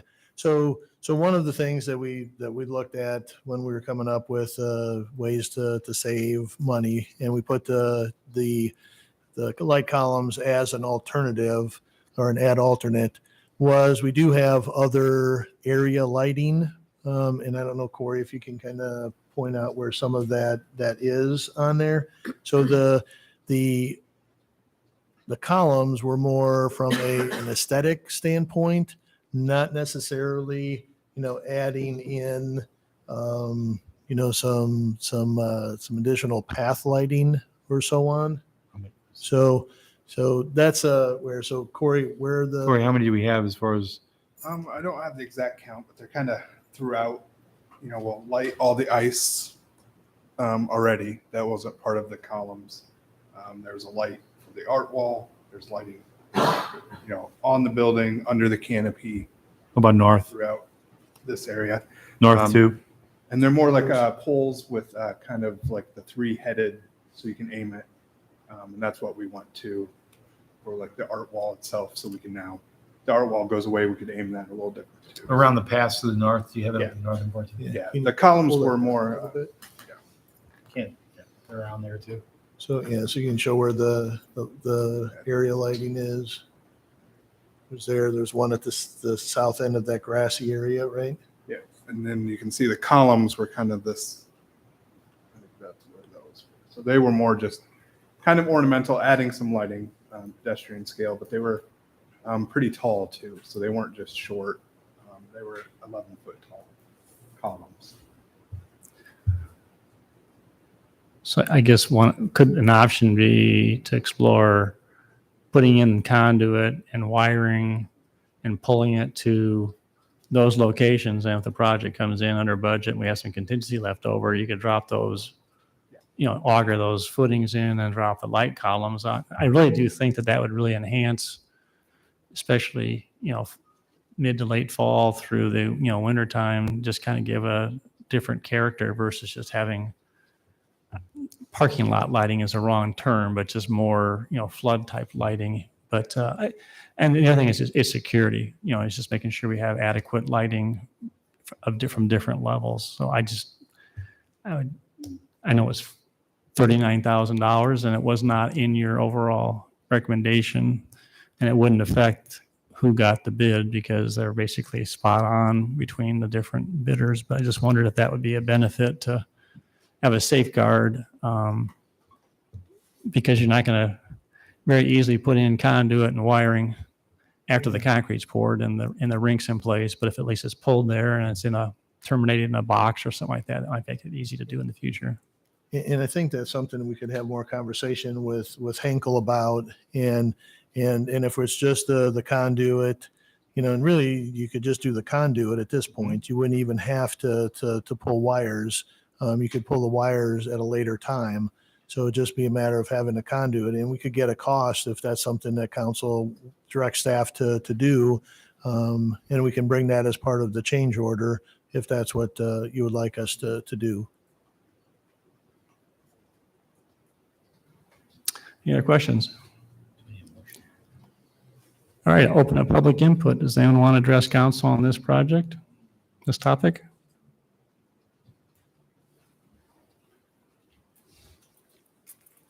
You introduce yourself and your address, and you can proceed. I'm Jeff Pearson. I live in 3157 Stagecoach Road here in Ames. I'm an estimator for Hinkle Construction, and I appreciate the staff working with us, graciously working with us to come up with ideas that can make your project feasible. It's very important. A lot of our staff live here in Ames, and it's a nice life project for everybody in town. So we appreciate working with you. And I went through and came up with a bunch of these value engineering. The staff came up with some, I came up with some. We discussed it over the last 2 or 3 weeks. And I guess if you have any questions, I'd be happy to answer them. Any questions for Jeff? Thank Thanks, you. Jeff. Thanks, Jeff. Anybody else? All right, we'll close public input. Mayor, do you need a motion on the idea that you were discussing? I don't know how to really do that. Motion. Sure. I mean, one option, I think that Keith has a good, one option would be is just to explore having conduit, get a price just to add empty conduit that would go from the panels over to those locations, and then wire can be pulled in the future and gives us a safeguard. It's a good pathway, whether you do it in the future or you do it right, at the end of the project. Can I just say so moved? Did you get that? All right, is there a second? Second. Any discussion? Those in favor say aye. Aye. Any opposed? Carried. All right, and then there's in this council action form, there is 4 alternatives. Is there a motion on any of those alternatives? Move alternative 1A through E. Okay. Second. All right. And if you want to summarize just in brief, Tim, what that is, it just, or actually Keith, I went through it. So, all right. Any discussion? Those in favor say aye. Aye. Any opposed or abstaining? Motion carried. All right. Thank you very much. All right, moving on to item number 31, Neighborhood Improvement Program Grant for Roosevelt Neighborhood Association Pollinator Pocket Garden. Hello, everyone. My name is Mary Ann Grapp, and I live at 1004 9th Street in the Roosevelt neighborhood. I'm a very proud member of that neighborhood. I'm also co-chair of our neighborhood association, and we met last fall, kind of brainstorming on things we can do to more unify our neighborhood and bring folks together. And we brainstormed this idea to put in a pollinator park. And I'll show you where it is because you may all be familiar with this. This used to be home plate back in the day at Roosevelt School. So we kind of want to give it a little bit of flair. And we propose putting in a pocket garden. And this is what we imagine and we vision that it will look like in the end when we plant. Our project, though not as grand as the plaza, it's still as mighty in our hearts. We do have the full support of the Friends of Roosevelt Park. And also we did consult with Joshua Thompson with the Ames Parks, and he kind of gave us our blessing for our preliminary plan. So we created the plan, came up with some perennials that we want to put in there. We are on board. We have about 50 households all ready to roll up their sleeves and open their wallets to help support this and match funds that we're asking for your support on. So I don't know if anybody has any questions about what we're doing. We're hoping if everything goes well, we'd like to kick it off and start planting and working on the weekend of June 18th. We have a number of folks ready to go. So thanks. Have you had any big opposition to this yet? No, no. Actually, one person asked if there was going to be a problem with bees. So with the park right next door to it, and that's a really good concern. Actually, we were very careful. The plants we're putting there, I know they're pollinators, so there will be bees, but there'll be a lot of butterflies too. So we're hoping that won't be a concern. We also made sure our height of our plants kind of gradually got higher as they got to the fence line, so not to impede any vision for traffic. So. Yes, so pretty excited. If this goes really well, we plan to come back and ask for other things in the future. Is it all softscape? I can't really tell from the diagram. Let's see. So mainly all softscape. In talking with Joshua Thompson, they asked that we kind of keep planting really well. Once it gets established, it'll take 3 years, but to keep we don't want to put a lot of mulching in there really because it'll wash. We're doing some brickwork in there to keep things in place, but they didn't want to have any tripping hazards. We're also putting a small path between it of 3 foot wide. So to encourage people to go in and out of that area and also make it kind of handicap accessible for folks to get in there and experience the the garden. We're also putting in 3 peace poles. That was included in our budgets to kind of echo the 3 towers that used to be back in that playground back in the day, and is kind of echoed in the playground equipment there now. So yeah, we're excited. We're actually hoping that we'll have this finished by July. So let us get started. Any other questions? Any questions?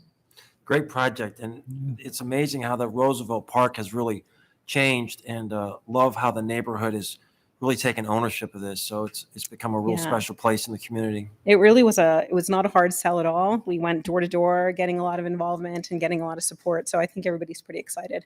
And now that the concerts are going to be up and running again, it'll kind of, everybody's going to see what we're doing too. So it'll be nice. Well, thank you for your efforts in organizing it. So. Thank you. Okay. All right. Is there a motion relative to resolution approving neighborhood improvement program grant to Roosevelt Neighborhood Association for Pollinator Pocket Garden at 10th and Roosevelt? So second. All right. Roll call. Aye. Aye. Aye. Aye. Aye. Aye. Thank you. Can Thank we you. get more projects like this? Hope so. Thank you for coming. All right, moving on. Number 32, resolution approving downtown facade grant. Benjamin.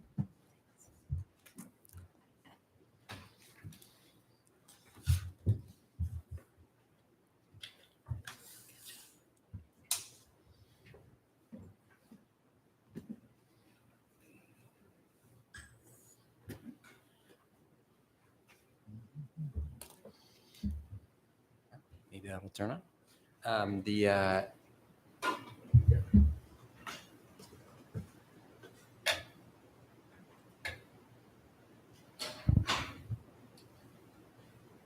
application for the facade grant before us tonight is for the Pantorium building, which was recently acquired by the Ames History Museum right next door. The History Museum is going to be expanding into this building, and the new entrance to the museum will be through the Douglas Avenue facade of the Pantorium. And the request is for placement of second-story windows. You can see the current configuration there. There are 6 windows. There were originally 5, and so the request is to replace them. Cost of the grant is $10,335.50. Okay. I think the staff report was pretty clear. Any questions for Benjamin? Open up public input. Anyone wish to address council on this item? Seeing none, close public input. Entertain a motion on resolution approving downtown facade grant. So moved. Second. Thank you. Roll call. Aye. Aye. Aye. Aye. Aye. Aye. Thank you. And item 33 was pulled at the request of the developer. So moving on to item number 34, 2516 Lincoln Way Development Project, and council staff has requested to defer or delay the resolution on the storm drain easement until May 24th. So the topic of discussion tonight will primarily focus on the zoning text amendment on the clay brick for building facades. So just as Julie's getting ready to talk about this, so typically you don't see projects kind of come before you in this informal state, but because of the box culvert easement, which we're not acting upon, it was convenient to kind of discuss some of the project components that are in front of you. So as you said, we're talking about a request for a text amendment that's come up through the review of this project. And Julie's going to walk through that request. And what we're asking for is if you want to initiate a text amendment or not tonight, and then it would go through a public hearing process if you initiate it. Good evening. So the CSC Campus Town Service Center zoning. Could you use the microphone, please? Thank you. The CSC zoning district, the Campus Town Service Center zoning, does we have a requirement that 50% of all facades are clay brick. We do allow them to remove the amount of window transparency indoors, so it's not the full facade. This is a proposed site plan we have right now. It is 2516 Lincoln Way where that hole essentially is the gap in the buildings. They are meeting the standard on the north side, which is the front of the building. The west side, which is the lower elevation where it says Brothers, is a patio. So it'll look like a facade, but then that's an open air patio. And then the south side is the rear of the building, and that also meets at least 50%. What they're asking for is for us to make it a 50% requirement of the entire building. So the amount won't change. It just won't be required to be on every facade. In this situation, they're building at a 0 lot line on the east side, and that's next to the Mr. Burrito building. It's a smaller, older building. So some of the second story would be visible still, but they can't, without an encroachment, construction easement, or getting on their building, they can't really get clay brick because of the construction, the way the construction is done. So that's why they're asking for it in this situation tonight. These elevations are not finalized yet, but they're pretty close. We're just waiting to get, to see if this text amendment moves forward and finalize some of the details with the site plan. So there are other buildings that could develop, other sites in Campus Town that could redevelop in the future. They would be subject to this standard as well, but it does allow some flexibility in the design and where their brick is placed too. Questions for staff? I'm just so happy to see a rendering there. I may cry. I hope that's not on camera. That's just amazing. What's the downside with going with this? I mean, help us understand so we can just sort of think through the other perspective. Really, so you can, for example, if you're driving down Lincoln Way or if you were over on campus, a pedestrian might not notice, but you can see the lower elevation where the patio is. You can see the top of that building. So if you're driving east on Lincoln Way, you'll see that. It'll be visible. If there's no building material requirement, it can be CMU, plain CMU block, or it could be EFIS, or it could be some other building material, assuming that they meet the 50% of the entire building. So it's just visually what you would see and the type of building material.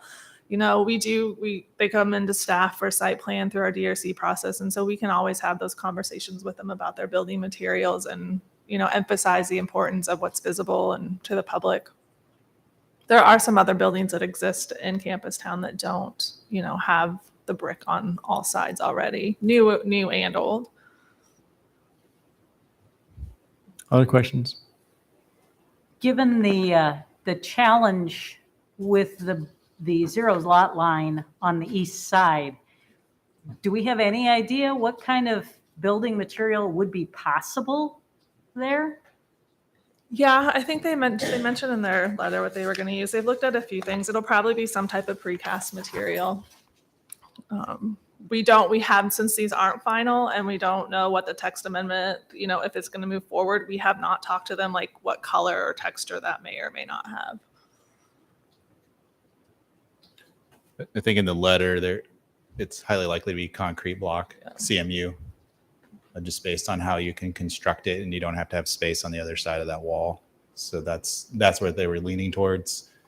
One of the options we discussed was, can they do a precast wall and have clay brick attached, which would be acceptable based on their project schedule and the delay in getting something like a precast wall. They can't do that this year if that was the material choice that they had to do to try and meet constructability issues, and timing is what their biggest issue is. So that's how we understand it. That's how their letter presents the issue to us too.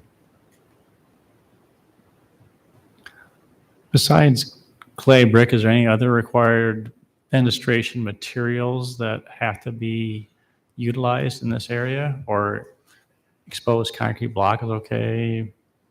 Metal siding, or what are the limitations or parameters for exterior surfacing? So really, it's just the brick facade requirement that 50% of each, right now it says each facade, and then there is a transparency requirement. All they have to have so much a certain percentage in windows or some type of transparency as well.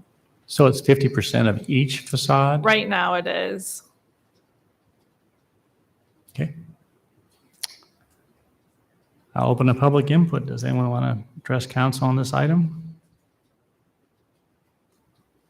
Seeing none, we'll close public input. One last question is, what do you see as unintended consequences that council should be aware of making this kind of a change, if any? Well, I don't, the CSC zoning district, you can obviously by what's newer development can be tall buildings. So it's possible if you meet the 50% brick requirement of the entire building on 3 facades or 2 facades, you could have a pretty large facade that's of some other type of material.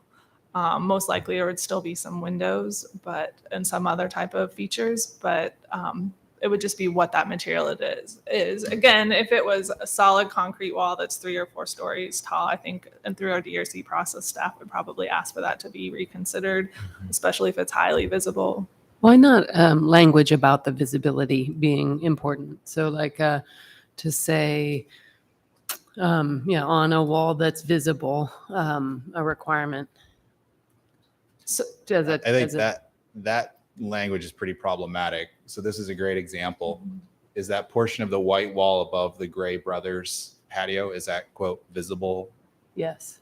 Okay, so that's kind of what you'd have to define as visible from what angle and distance.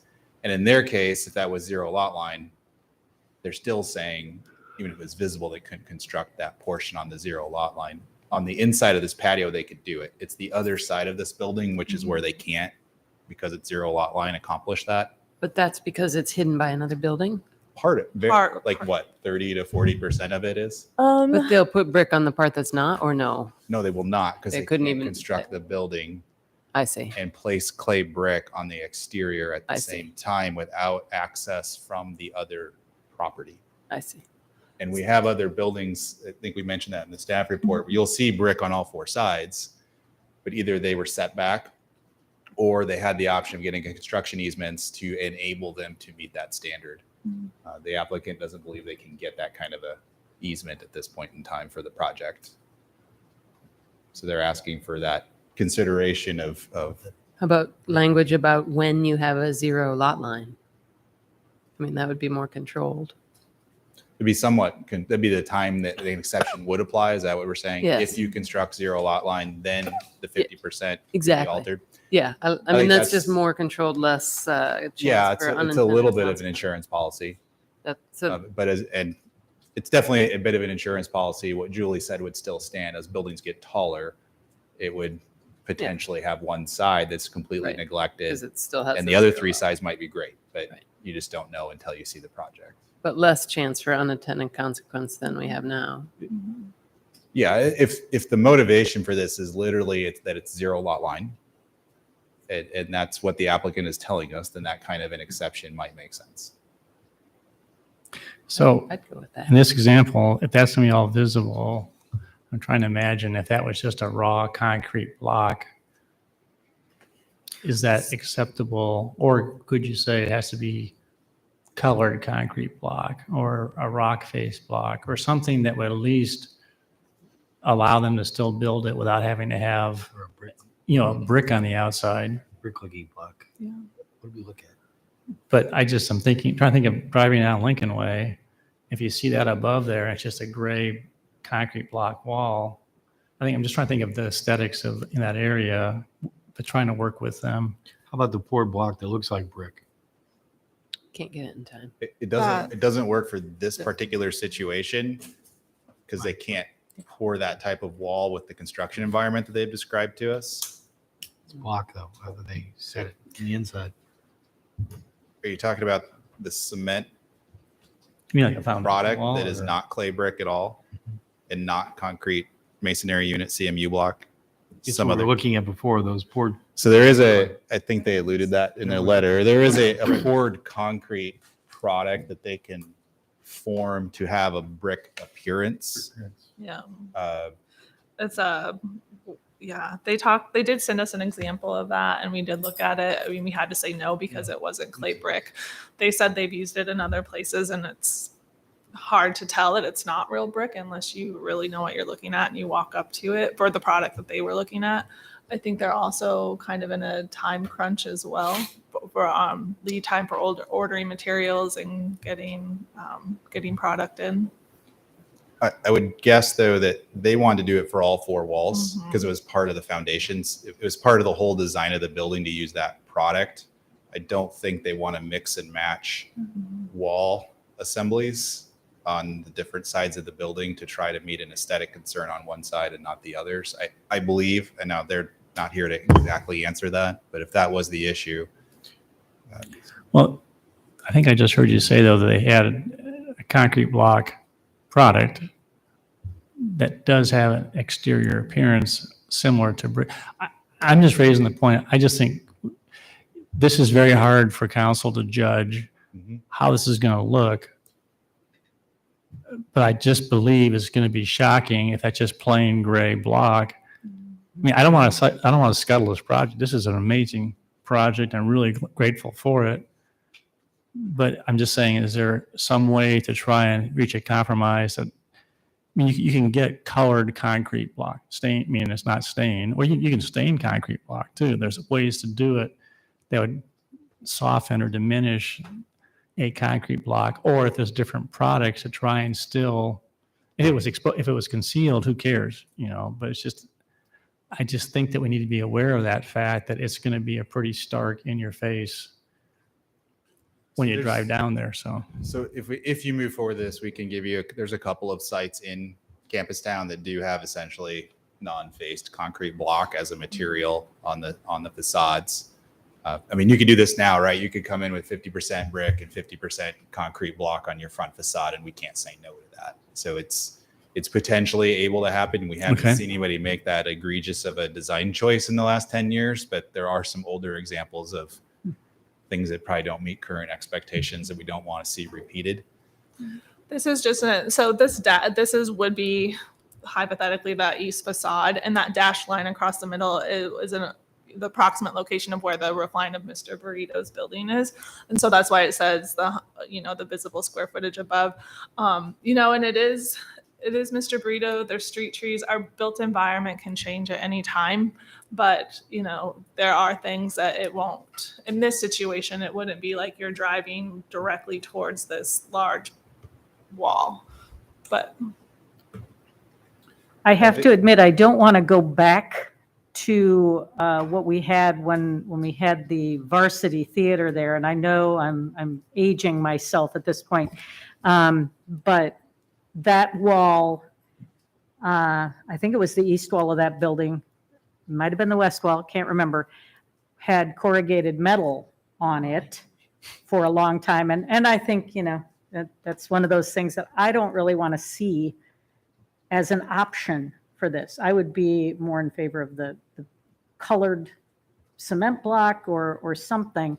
But I think the reason we started to introduce some of those requirements was so that we wouldn't have those poor choices that were made in previous decades, at least not as often.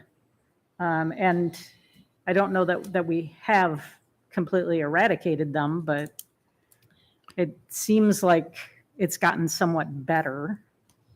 Well, even if they went to split face concrete block above the roof line, it's going to look more, like a rock surface. You can get a different color. It's laid the same way. I think that'd be a compromise to try and, accomplish that. And I'm sure they're going to be proud of their facility. They're going to put a lot of money into it, also. But I'm just trying to help protect the aesthetics of that area. And but frankly, I wasn't even aware you could do raw concrete block on the face of the building and mix it with brick. So that's kind of a different. So I'm officially lost. I don't know. How do we move this thing forward? Yeah, So many different options. Staff bring that back as part of the language, like I something think about tonight, the key tonight is to know if you're interested in considering a change. And if you have some priorities you want us to write into draft language, that would be helpful. We've heard some conversations. We probably have some ideas of what we could write. I think what we were expecting was that if you initiated it, we would move to the Planning and Zoning Commission next and then return to council in June with a draft amendment. But if the concerns are, is it visible? Is it a zero lot line condition? Are we emphasizing the front? If those are concerns, if you tell us that tonight, we can draft options that'll come through the hearing process and come back to you then in June.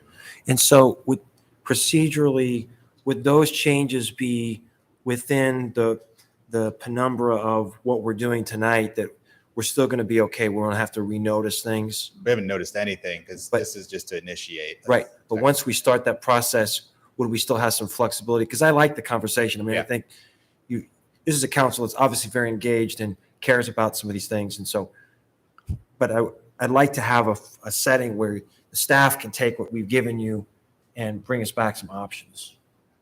That's easily done. I think we can even do it expeditiously through the public hearing notification process by just because we're only changing one standard in the code, and the hearing notice would just be to change the brick material, the clay brick material requirement of campus town zoning. So exactly how that gets formulated when it comes back to you, we'll have a draft ordinance for you to react to and approve, or if you want to make alterations, you'd be able to do that. So if I made a motion to move forward with alternative one and then ask staff to come back with options based on our conversation tonight, do you think that would be enough direction?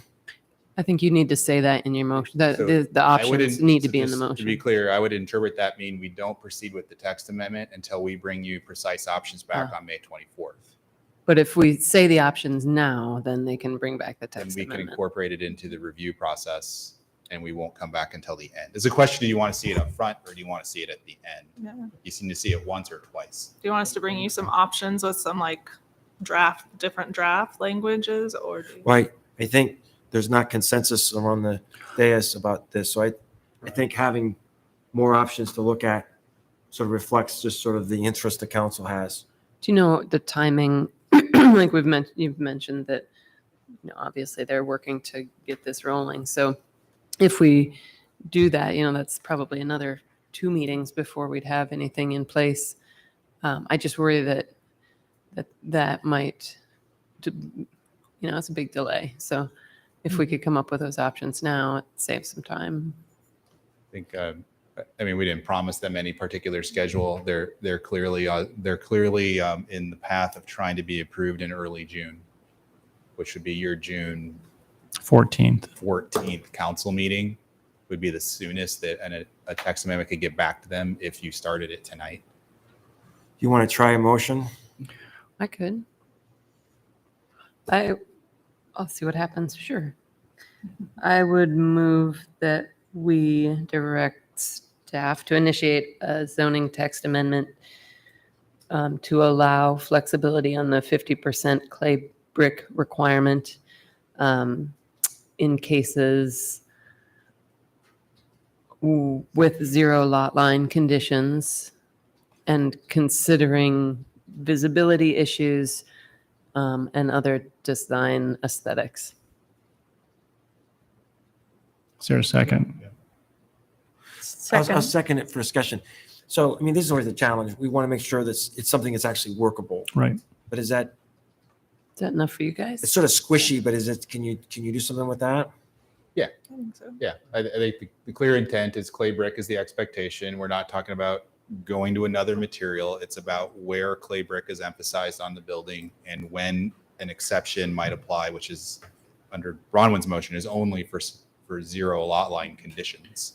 But I think there's concern now on the remaining surfaces. They want to make sure you have. Yes, I think we can talk about that. Again, right now we have none, but I think we can reasonably address that without now making another material standard that is a problem for somebody. I think we understand, right? We want it to be constructible, but to not choose the lowest aesthetic choice possible. But we don't want to have an impediment to actually constructing the building, right? I think that's what I heard tonight. I was trying to think through the other areas of campus town that might be redeveloping. And as I think sort of rifle through properties in my mind, there'll be a lot of the other ones are also going to be 0 lot line. So I think your suggestion is well grounded. I'm trying to think of other ones that wouldn't necessarily be, but I think particularly on Lincoln Way, it's all going to be 0 lot line. Yeah, probably. Right? This one is on one side. It is. Yeah, I think it depends. To Lincoln Way and East. Lincoln Way and yeah, I guess I don't count street lot lines as zero, but what we mean is side lot lines, Right. not street fronts, right? That's Right, I got you. Okay, Yep. yeah. Yeah, I think it's going to be very common to have at least one side as zero lot line, especially if you write this incentive, because now you're promoting that as a choice. I mean, cost wise, it should be the same, right? We're having the same amount of brick in total. It's just where it's being applied. So I think yes, you will see more zero lot line buildings. I mean, there's probably some other buildings that may redevelop off Lincoln Way. I think this is a good motion. All right. Everyone understand the motion?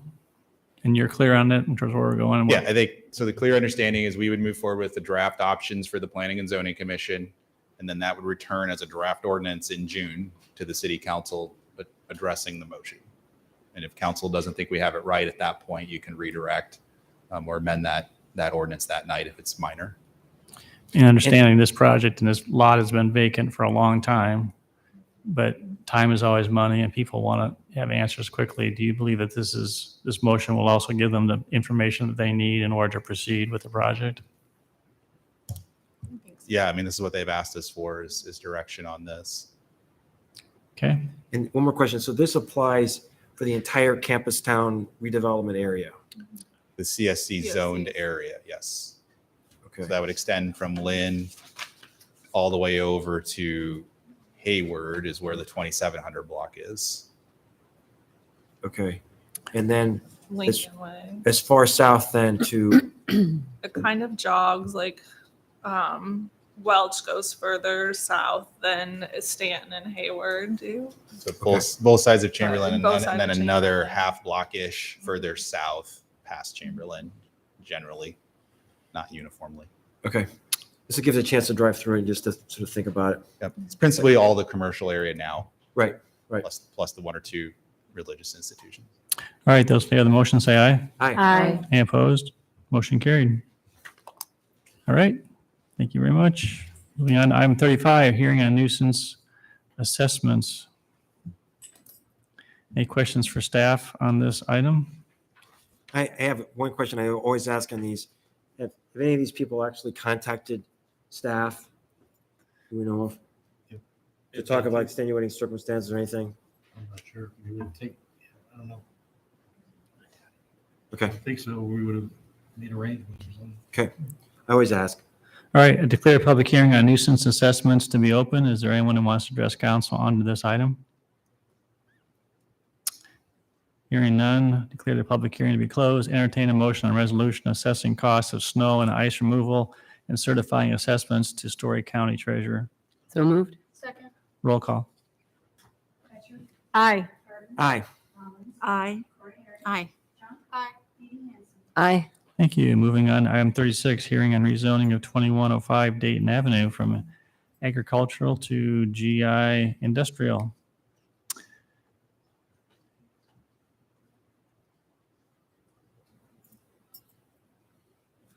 Gonna hit the high points, Benjamin, or any questions for staff on this one?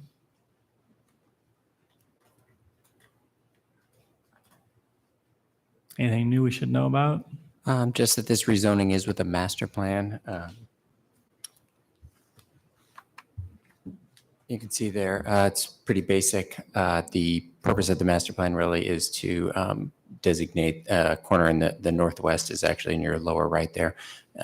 It has a small cemetery on there. And Excuse me, a is pond. north down on this one, or should it be rotated to be, which way is north? Oh, yeah. There you go, thank you. That was odd.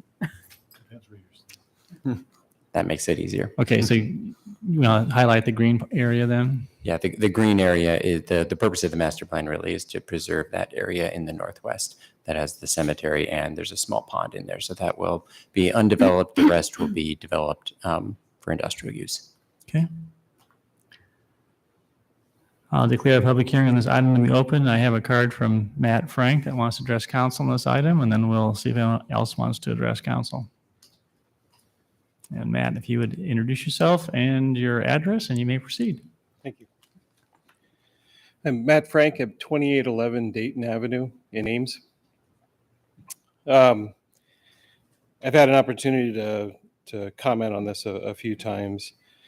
Just for reference, our property at 2811 is off the northwest corner of this property. So If you would look at attachment A, the location map, you can see there's an even smaller pond to the north, and that's our property there. And so this has been a significant concern when we heard about the project that we bought our property for the setting, not the house. And our view to the south is that green area there.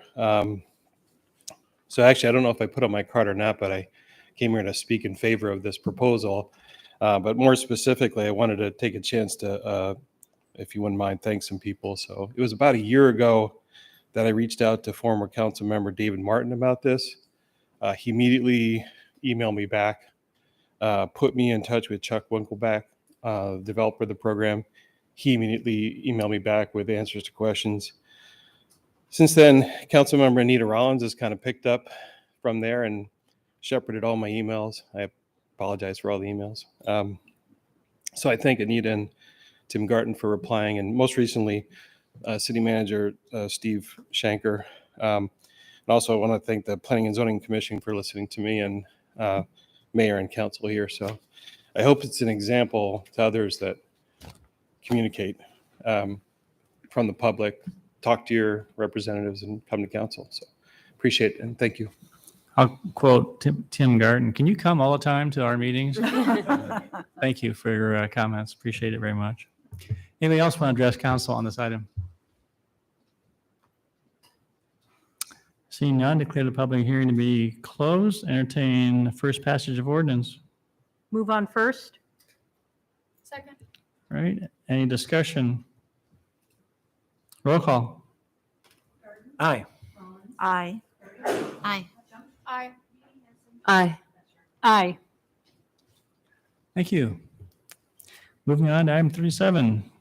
Entertain second passage of ordinance on rezoning with master plan property located at 802 Delaware Avenue from RL to RM. Is there a motion? Move on second. Second. Thank you. Roll call. Aye. Aye. Aye. Aye. Aye. Aye. Thank you. Entertain a motion on a second passage of ordinance reducing flag lot access width in General Industrial Zoning District. Move on second. Second. Thank you. Roll call. Aye. Aye. Aye. Aye. Aye. Aye. Thank you. Item 39, entertain motion on second passage of ordinance adjusting stormwater utility rates effective July 1, 2022. Move on second. Second. Thank you. Roll call. Aye. Aye. Aye. Aye. Aye. Aye. Thank you. And item 40, entertain motion on second passage of ordinance increasing sewer rates by 5% effective July 1, 2022. Move on second. Second. Roll call. Aye. Aye. Aye. Aye. Aye. Aye. Thank you. Item 41, resolution approving zoning agreement. Kelly, is there any comments that you want to make? Any questions for Kelly on the zoning agreement at 3210 Cedar Lane? Open a public comment. Is there anyone who wants to address council on this item? Close public comment. Entertain a motion and resolution approving zoning agreement. So moved. Second. Thank you. Roll call. Aye. Aye. Aye. Aye. Aye. Aye.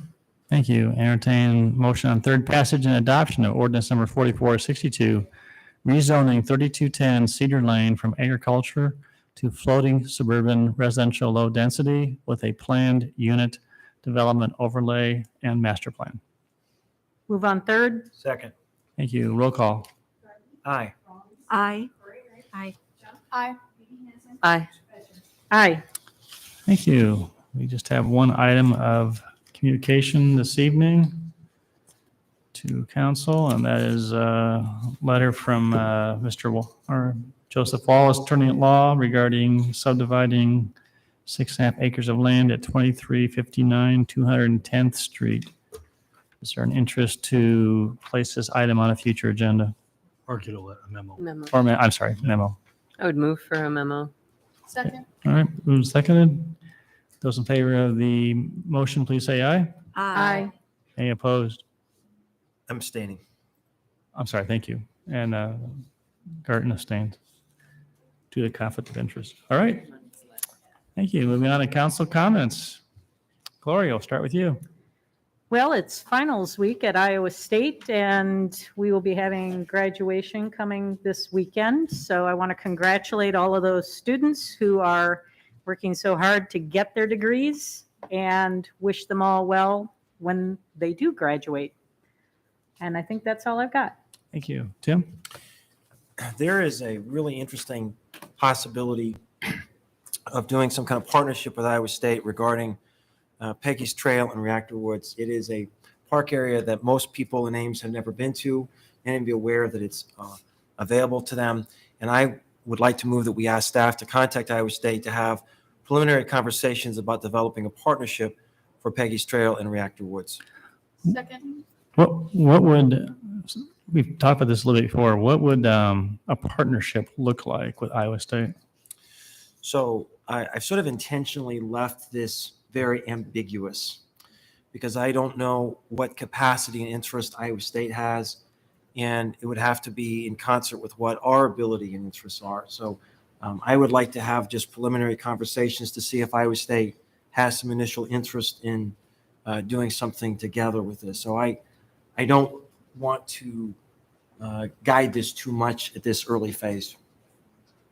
And then the other question is that we have, so is it just more or less just asking the question, or is it actually delving into the details on this?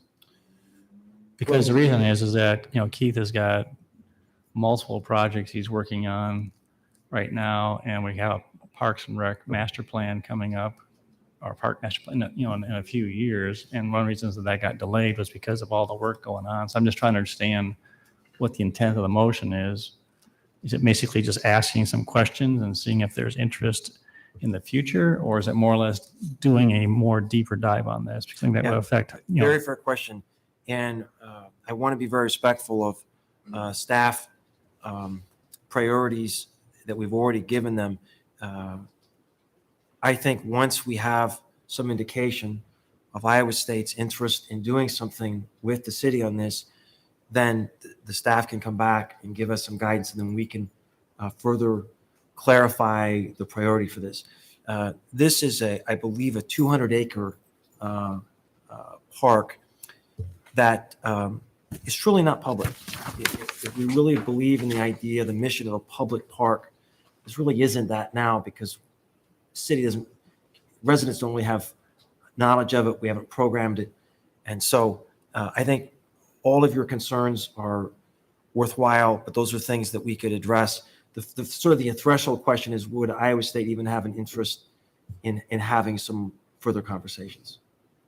So then the last question is does this go back to the Parks and Recreation Commission ultimately to try and get some information, and then it comes back to council, versus council saying we're going to go ahead and do this? See what I'm saying?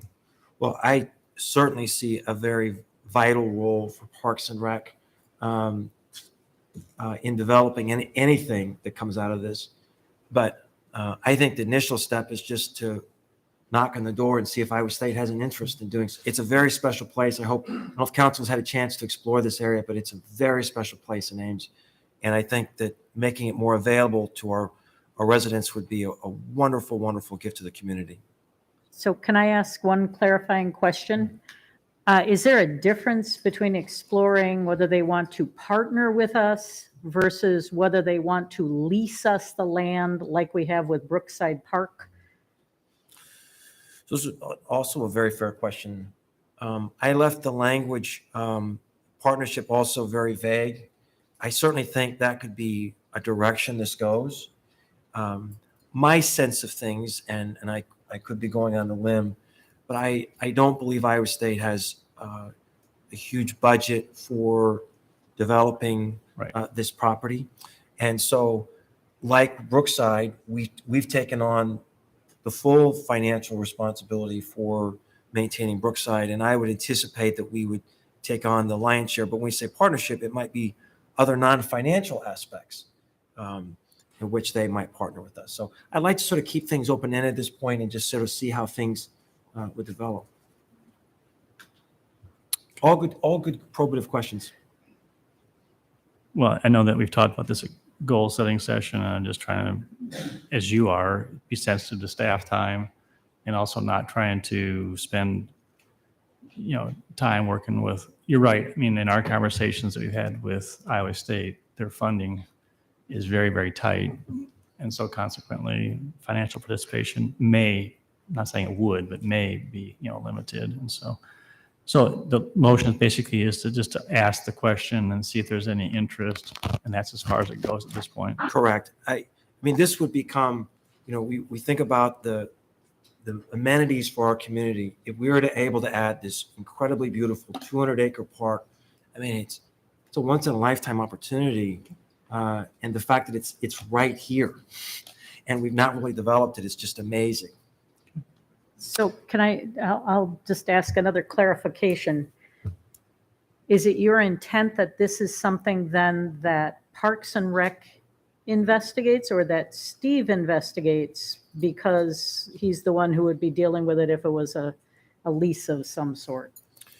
I left this as staff. I would assume this would be primarily led by Steve. He has the relationships with Iowa State leadership, and that seems like the appropriate. But to your point, certainly, if there's an interest, then there would be follow-up conversations with Keith and his team. Okay. It's very, very preliminary. There's a whole lot, many facets of this that would need to be developed, which I'm unprepared to present to council. Well, thanks for the clarification. Yeah, Because it all doesn't good show that. questions. No, all right. All right. Everyone understand the motion? Those in favor say aye. Aye. Any opposed? Carried. All right. Anything else? No, thank you. Anita? I just wanted to mention the Asian American and Pacific Islander celebration from Saturday, which you attended and gave the welcome, and I only watched online, but it was a really wonderful program, and our Ames Human Relations Commission was a partner in that, and so I was really excited to get a chance to see that program and learn more about their heritage, and the speaker was wonderful, so thanks. Okay. Anita? I'm sorry, Anita. I'm sorry. All right. Amber, sorry. No, nothing for me. I wanted to echo Gloria's congratulations to all of our Ames residents who are graduating from Iowa State this weekend. And I also wanted to mention the Ames Convention and Visitors Bureau rebrand to Discover Ames starting this week. I'm excited to see what they can do with that to be a good voice for Ames tourism and events in our community. I would just remind folks we've got the Bike to Work Week stuff coming up next week. So on Monday is the Bike to Work breakfast kickoff here at City Hall. And then on Saturday, we've got the mayor and council's Week from Saturday. a week from this Saturday. Sorry, yes, next week. We've got that event on Saturday too. So What time is looks that? 10 a.m. 9 a.m. 9 a.m. Sorry. Sorry, I know. Where's it? Where do you meet? Let me get my calendar. We're going to meet here at City Hall. That I know. And then we On go the west side of City Hall. the building. Yep. And then we're heading south. Is that right? That's Down correct. To the Yeah. learning corridor, the Yeah. Tedesco learning corridor. So that'll be great. And the weather looks great next week. I'm really excited. Bronwyn, I don't think you actually said what it is that's happening on Saturday. It's the mayor and Mayor and council's council's bike bike ride. ride. Yes. Thank you. Are helmets required for that? I don't know that they technically are. Helmets. We would encourage folks Strongly to wear a encourage. helmet. Big Since helmets. it's a group ride, it's wise to wear a helmet. Yeah, usually we have a great turnout and it's a great time. I see a lot of cool things going on. All right, anything else? That's all I have. Bryce? All right. I just want to echo what Anita said, and that is, it was amazing. Actually, this is the 30th anniversary of the Asian American Pacific Islander month of May. But this is it was the inaugural Ames celebration. And there was probably 250, 300 individuals that were there. Phenomenal musical performances. Speaker was outstanding. I learned a lot just listening to what was shared. And Dr. Chen, who kind of helped spearhead it, is on our Ames Human Relations Commission. Did a phenomenal job. So I just can't say enough, positive things. And they are, the second largest population, group in Ames, and they are really wanting to participate. And I had several people come up afterwards and say, "How can I get involved in the city?" So it's just a great way of building, strengthening our diverse community. And I just want to give kudos. I think Bill left, but I had a member of the planning committee come up and just give Bill accolades for his work on doing a 5-minute video. And they just said they couldn't have done it without him. And City Ames was recognized at the end. So I passed that on to Bill and his staff, and it was very well done. So great partnership, great opportunity to continue to celebrate our diversity in our community. So with that, I will entertain a motion to adjourn. Move we adjourn. Is there a All right, those in favor say aye. Aye. We are adjourned.